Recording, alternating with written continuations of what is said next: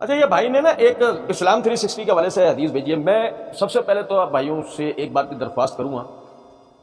اسلام 360 ایک میں جو تراجم وغیرہ ہوئے میں، اور خاص طور پہ احادیث کے جو حکم لگے میں، وہ انتہائی جو ہے نا مطلب یعنی غفلت اور تساہل کا مظاہرہ جو ہے نا کیا گیا ہے. بہت سارے ترجمے غلط ہیں.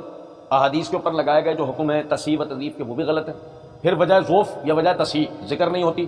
یہ میں کئی مرتبہ بات یہ آپ بھائیوں کے سامنے رکھ چکا ہوں کہ تصحیح و تضعیف کا مسئلہ اجتہادی ہے. جب وہ مسئلہ اجتہادی ہے تو یہ بات ضرور ذہن میں رکھیں کہ کسی کے حکم، کسی حدیث کے اوپر کسی کا حکم لگانا بعض مرتبہ دوسرے کے لیے دلیل نہیں ہوتا جبکہ وہ دلائل رکھتا ہو. مثلا کسی نے کسی روایت کو ضعیف قرار دیا، دوسرا آدمی اس کی صحت کے دلائل رکھتا ہے، تو اس کے ضعیف کا حکم لگانا اس کے اوپر حجت نہیں ہوگا. اسی طریقے سے یہ کسی حدیث کو دلائل و شواہد کی بنیاد پہ ضعیف مانتا ہے، وہ صحیح کہتا ہے، تو اس کے صحیح کہہ دینا اس کے اوپر حجت نہیں ہوگا. یہ بات یاد رکھیں. اس کے بعد دلائل ہے وہ بیان بھی کر رہا ہے.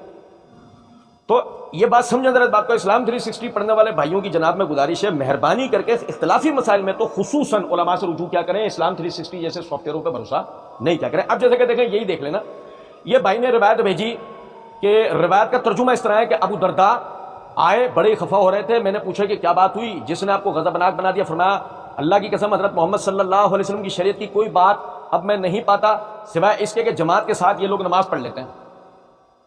سمجھ رہے ہیں؟ نیچے بھائی کہتا ہے اس حدیث کے بارے میں بھی بتانا ہے کہ یہ کیا قصہ تھا. صحابی رسول کہہ رہے ہیں کہ شریعت کی کوئی بات نہیں پاتا میں. اب یہ پڑھنے والے کو باقاعدہ حدیث کے ترجمے سے ایسا گمان گزرا کہ شاید شریعت اسی پہلے زمانے میں ضائع ہو گئی اور اس پہ انہوں نے صحیح کا حکم بھی لگا رکھا ہے. اچھا اب دیکھیں ذرا، عربی عبارت اس طرح تھی کہ سمیت سالمن قال سمیت ام درداء تقول دخل علی ابو درداء وهو مغضب. سالم کہتے ہیں کہ ام درداء سے میں نے سنا کہ وہ فرماتی ہیں کہ ابو درداء جو ہے نا وہ تشریف لائے اور بڑے غضبناک ہو رہے تھے. فقلت، میں نے پوچھا ما اغضبک، کس چیز نے آپ کو غضبناک کیا؟ فقال واللہ ما اعرف من امت محمد صلی اللہ علیہ وسلم شیئا الا انہم یصلون جميعا. کہ وہ یہ کہتے ہیں کہ میں امت محمد میں کوئی چیز اتفاقی نہیں پا رہا سوائے اس کے کہ نماز ایک ساتھ پڑھ لیتے.